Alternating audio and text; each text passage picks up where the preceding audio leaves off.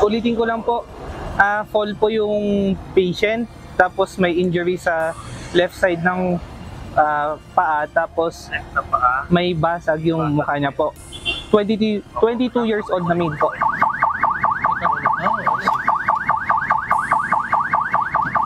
Isang tawag mula sa Baguio City Disaster Risk Reduction and Management Office ang natanggap ng UNT Vinusan Rescue Team kaugnay sa isang lalaking nahulog sa sapa na may 6 na talampakan ng lalim mula sa kalsada.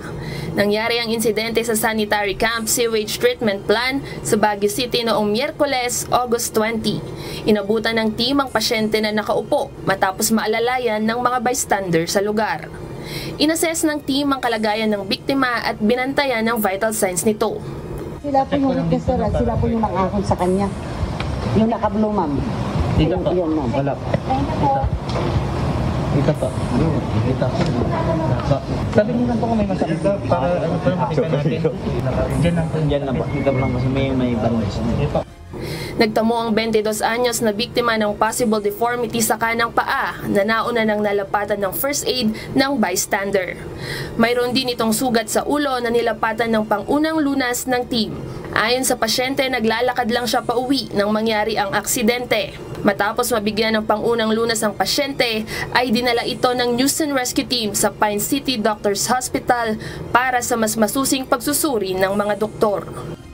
Sa Bacolod City, nagtamo naman ng sugat sa kanang kamay at mga galos sa magkabilang tuhod, siko at paa ang isang lalaki matapos makasagasa ng isang pusa kagabi.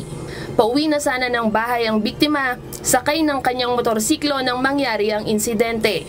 Tiyempo namang naka-roving duty ang UNT Vinusan Rescue Team nang tumawag ang Disaster Risk Reduction and Management Office para humingi ng tulong na mapuntahan ng biktima.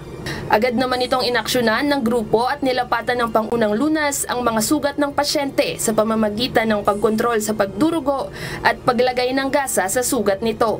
Matapos lapatan ng pangunang lunas ang pasyente, ay dinala ito sa The Doctor Hospital.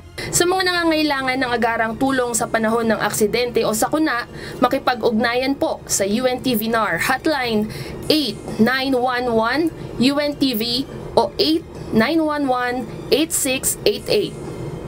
Emma Ruthgo, UNT Vinusan Rescue.